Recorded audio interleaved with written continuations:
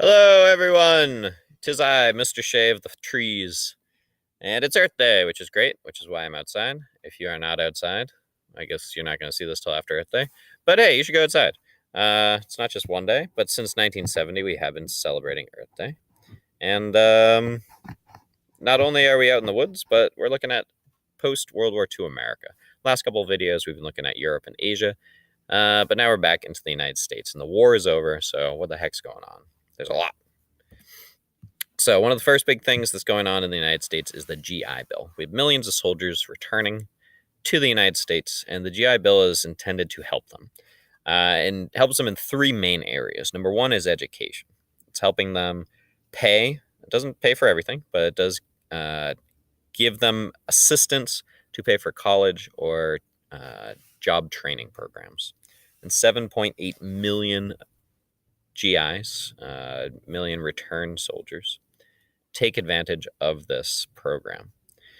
We also have housing assistance, namely, veterans are provided with low cost mortgages so that they can afford new homes or apartments. And the third thing is it's looking to help veterans get into businesses. Thus, it provides low interest loans for veterans looking to start their own business. In addition to all these three programs, the U.S. provides 1 year of unemployment for all these soldiers so that when they get back to the United States, they didn't have to figure out what they were doing immediately. It gave them some time to prepare and figure things out. Now, while all of this was meant for all the veterans, the major group of veterans that really did not benefit from the GI Bill as much, certainly they did, but not as much, are Black soldiers, Black veterans. Number one, many banks refused to provide loans to any Black veterans. So while they were eligible for them, the banks would not provide them, as well as many universities would not accept Black applicants. Certainly, there were a few to this day. We have the historically Black colleges and universities. However, they could not take every applicant. So I believe they had to reject 10,000 Black soldiers who had applied. So kind of the theme of this video is a lot of good things are going on for the United States. However, Black Americans are not particularly benefiting as much. Certainly, this does increase from 1% in 1940 to almost 4% in 1950, the amount of Americans, Black Americans in colleges. So many of these benefits in the 1950s do help African Americans, however, not nearly as much as they help white Americans. So, next video, when we're looking at the civil rights movement, this is really what's driving it forward and kind of to its culmination of the 60s. So, 1950s, the suburbs become a huge thing. Americans start moving out of the cities. With all these millions of soldiers returning, the cities are super crowded, and they start settling into suburban areas outside of the cities that look in this image to the right pretty much the same. You have Americans buying homes, building homes that look almost exactly the same, so they're incredibly cheap to build, and they're arranged in a way that everyone has their own yard. You have space, but you do have these communities, which is why people like them. They like the space and the kind of communal feel of these areas. Predominantly white, which is why it's also known as white flight. Whereas you start seeing the cities really mostly of people of color. So it starts to create a bigger divide in America.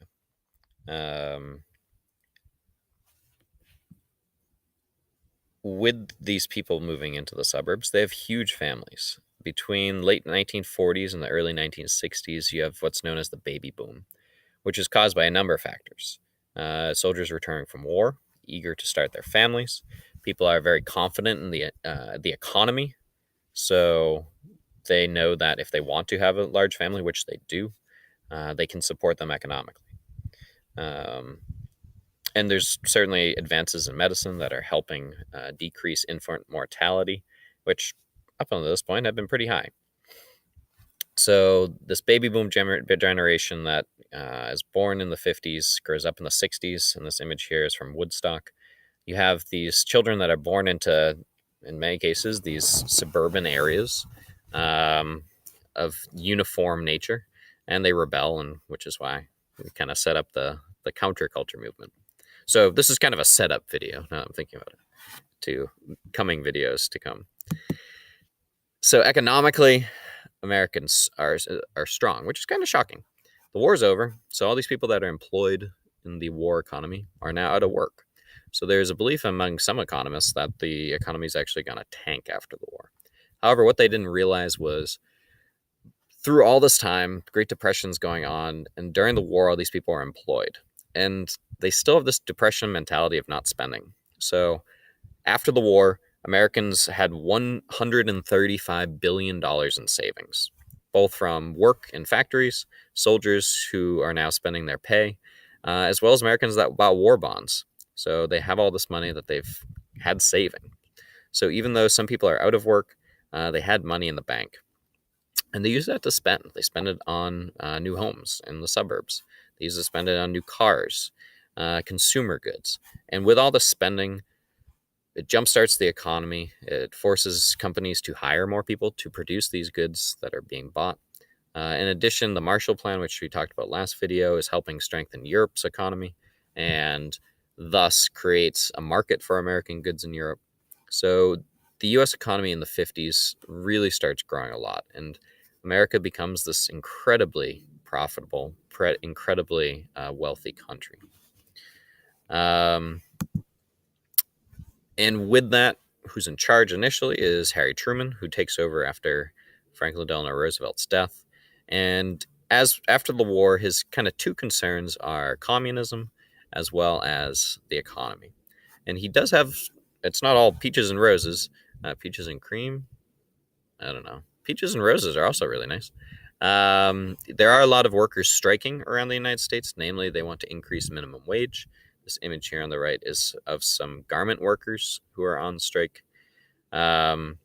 So Truman does increase the minimum wage in the U.S.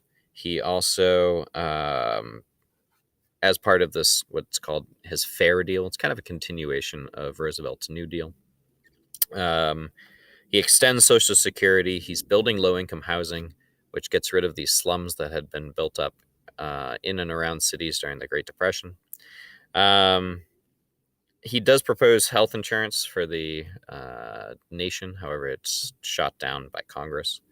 So Truman kind of continues a lot of what Roosevelt's doing when it comes to social programs. Not to the extent of Roosevelt, but kind of the idea of Roosevelt. So when he leaves office, the next election, you have Dwight D. Eisenhower running for president. Great campaign slogan. I like Ike. Fine rhyming. And his two main things is trying to trump up some fear about communism, which we all know fear is an incredible unifier of people. It's been used effectively by many leaders. And also that the Democrats are wastefully spending money. And generally, a campaign point for many Republicans is fiscal responsibility. So he comes into office with those kind of two main platforms. And while he's in office, he actually spends a lot of money on one thing is the interstate highway system. In the top right, you can see the map of it. If you drive on any interstates now, you can see these signs that say Eisenhower Interstate System. Took 30 years to build, but it was built. He actually also does increase minimum wage. He creates Department of Health and Education, and also combats some communism, which we'll get to in class. During Eisenhower's presidency, he also has the court case Brown versus Board of Education, which looks at, in the bottom right, namely integrating schools. So while Eisenhower wouldn't be considered a civil rights president, the civil rights movement does really have its start during his presidency. And all these issues that, namely Black Americans, are not benefiting from after the war come to a head in the 1960s, which we'll get to next video.